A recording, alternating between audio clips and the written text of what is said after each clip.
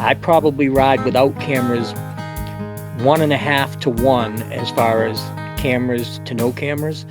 And I'll record 3, 4 of these rambling vlogs a day, and sometimes more, sometimes less.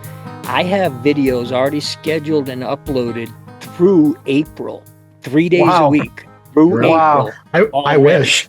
Good for you. And he has tons of footage he hasn't finished.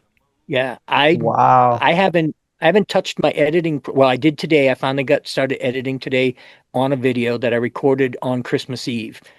First time I've done any editing in almost 2 weeks.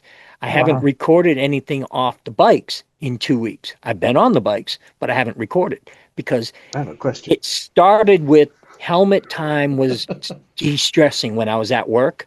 I would go and ride the bike to get away from work, focus on riding, all the other stuff goes away.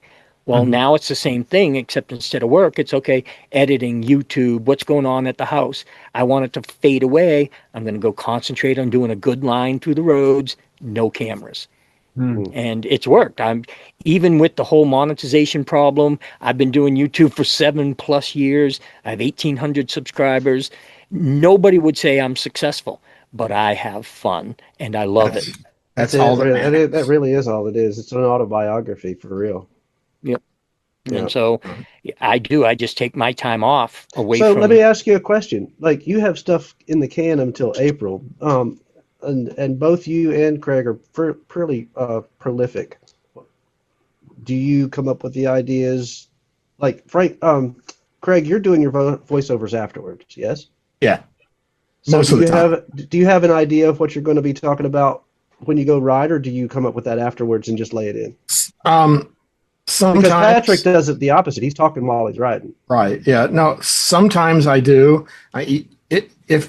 If you notice that what I will do, I'll go out on one of these big rides and I'll shoot tons and tons of footage that I won't necessarily use all of it, right, when I come back to make my travel videos. So then I go back to a beautiful section of road or something that fits with the topic that I want to discuss. And then I'll use that, right? And then do the voiceover over the top of it. I do that quite a bit. There are other times when I may want to go to a restaurant or something, and maybe I am, going to feature that restaurant. So then I'll take the cameras and I'll go to the restaurant and what have you. But most of the time, that's what I'm doing. I'm using old footage, and sometimes I pull out footage from my first Alaska trip, and when I was on my Victory Vision, and all of those kinds of things. Because while there's some people that have been with me for 15 years now, then there's a lot that haven't, right? So they haven't seen a lot of this stuff. So I recycle the things like that. And you're right, Chris. Or Jason, I do the opposite.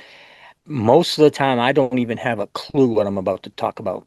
And I'll get on the bike and I'll start with something. And I can't tell you how many times I've gone about, a minute into a video and been like, nothing. And there's just absolutely nothing there. Patrick, I don't think I've seen your videos. Do people see your face, or do they just hear your voice? We didn't see his face until a year ago. He was like, "No, I won't do it. I won't do it." Voice. Yeah, it was 90% voice with some helmet, some bike. But over the last year or so, I have started doing a lot more off the bike, showing my face. Yeah. Okay. Yeah, that's one thing I would suggest. People have to develop a relationship with you, right? It's not, they don't really care about where you're riding. Exactly. Right? They want to interact with you. Right. Yep. And I have started doing that a lot more. And again, going back to the whole subscriber versus non-subscriber thing, there's a very good core group of my viewers that will watch. If I filmed the inside of my garage for 20 minutes, they will watch it. Yeah, I think we probably all have the same thing with there. I wish that they were all 40,000 of them, but it's not. It's only about 10% of them. Right. Yep. That's so true. I got a follow-up question for you. I know some of you got to talk to Ben. What's his name? Dork. Ben Sell, Dork in the Road. Dork in the Road. And a lot of times he has he makes a list of topics And so when he goes, okay, I've got an afternoon off, I'm going to make a video, he'll look at his topics, and they're often very well researched in terms of, he's looked at algorithms and looked at what other people are searching for on YouTube. And then that sort of works its way in as part of the topic. But do you guys make lists and say, okay, I've got, these 10 videos that I want to make in the next 6 months or whatever? Frank's answer on this one. I don't. He has technical stuff that can't be memorized. I make an effort, though. Whenever I buy something, I write it down, and then in 6 months, I do like to do videos based on what I'm using. I don't do them when I just get something, but if I like it, I do like to do a video about it. So if I'm riding 3 months in and I like that thing I bought, whether it be grips or a bag or whatever, I'll absolutely plan on making a video for that. Okay. Mm-hmm. But unlike Patrick, I don't plan on chat videos, moto vlogs or whatever, nothing like that. I keep it pretty much to, do I like this bike?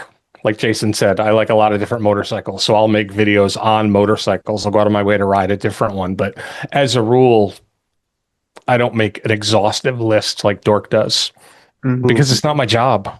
Right. Well, that's one thing. It is his job. That's true. Yeah. And so he approaches it that way. And he's a former teacher, so that's part of the process of a teacher. Right. Preparing his lesson plan for recording. Right. I mean, and I guess if you want this to be your job, then that's probably the way that you should approach it. Yeah. For me, I'm retired and this is fun, like Patrick.